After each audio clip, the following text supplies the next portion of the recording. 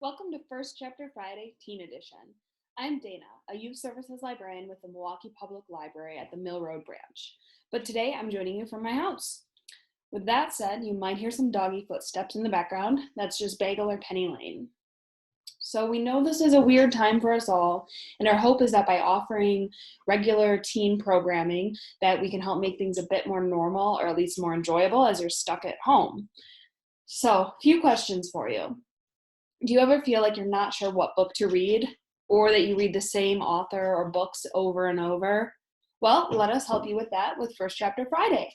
All you need to do is sit back, relax, and of course, add this title to your to-be-read list. With the permission of Imprint, a part of Macmillan Publishing Group, I'll be reading the first chapter of Hostile Territory by Paul Grecki. Thank you to Macmillan Publishing. Chapter 1. I unzip my tent, scoot forward through the door, and slowly stand up. The breeze blowing down from the high mountains keeps the mosquitoes away. Clouds stained pink block the early morning sun and give the landscape a reddish tinge. I put my binoculars up to my eyes and check on the others. Derek is a couple of miles away on a rocky ridge, higher than the one I'm camped on. I can't make out his tent, but I can see a green triangular flag flying close to his campsite, just like the flag at mine. Derek's on the same side of Simon Lake that I'm on. The two girls are on ridges that rise above the lake on the opposite side. I guess it's the camp director's way of keeping us from hanging out together while we're supposed to be by ourselves. I look up and across the lake and spot Brooke's flag, and then a couple of miles beyond hers, I see Shannon's flag too, both green, which means everything is okay. Below us all, at the head of Simon Lake, sits the main complex of the Simon Lake Leadership Camp. I can't see the camp's flag right from this spot, but I can from where I've got my food stored about a quarter mile away. And the last time I checked, it was green too. We haven't even had one red flag, which orders everyone back to camp immediately. After this solo experience ends tomorrow and the four of us hike down to the camp and join up with everyone else, we've got a few more days until the float planes come to haul us all back to civilization. Back to the land of buildings and roads, and people, and back to the trees. Living above the tree line this past month has been cool. It's like there are no obstructions. You can see forever. And if you want to see farther, all you need to do is climb higher. Part of me wishes I could stay in the mountains, that I could take my backpack and keep hiking deeper into the wilderness. But another part of me is ready to go back to Fairbanks, ready to start my senior year of high school, ready to run cross country and see if we can take state this year just like we did last year.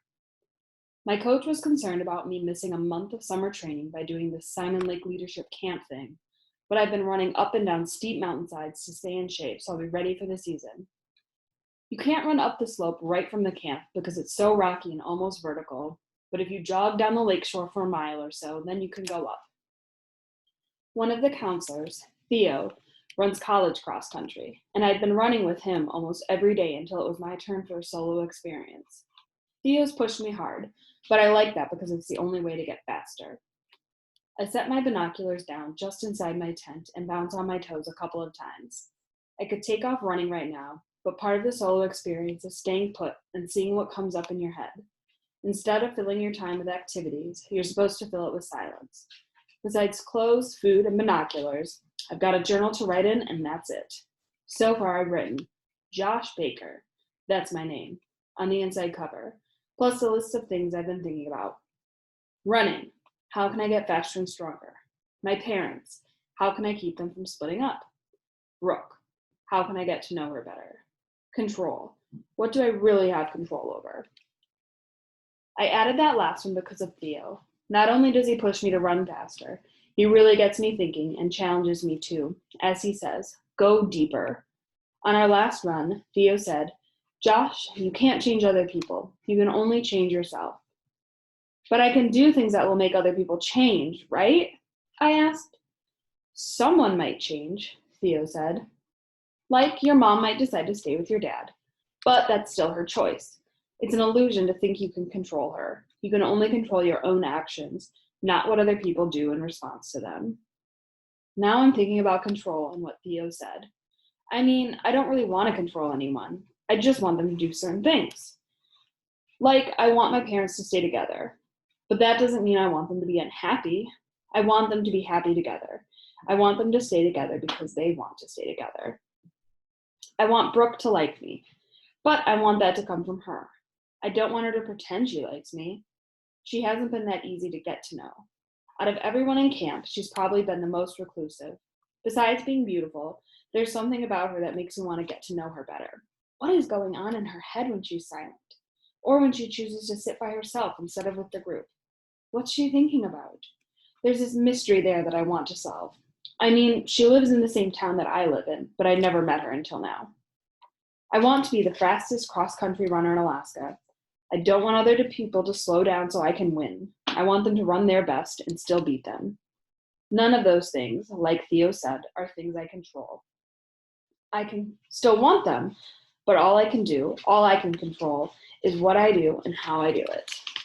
When Theo says it, it sounds easy to remember, but it isn't. I reach my arms over my head to stretch, and that's when I lose my balance. When my feet are swept out from under me and I fall on top of my tent, which is bouncing up, down, and sideways. I'm tossed off the tent onto the ground and feel a stab of pain, like a knife has been shoved into my calf. I roll onto my stomach and grip the ankle-high tundra plants, trying to ride out the earthquake, but the shaking grows stronger. Then the ground starts to split apart directly under me.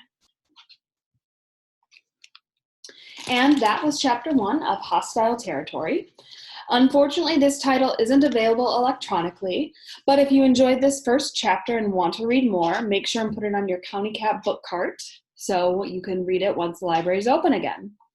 And in the meantime, check out Hoopla and Libby for some great read-alikes, like The Fifth Wave by Rick Yancey, Lost in the River of Grass by Ginny Rorby, and Enclave by Anne Aguirre. Keep up with all of our future teen programs by visiting our web calendar and the Teens of Milwaukee Public Library Facebook and Instagram pages. Thanks for watching.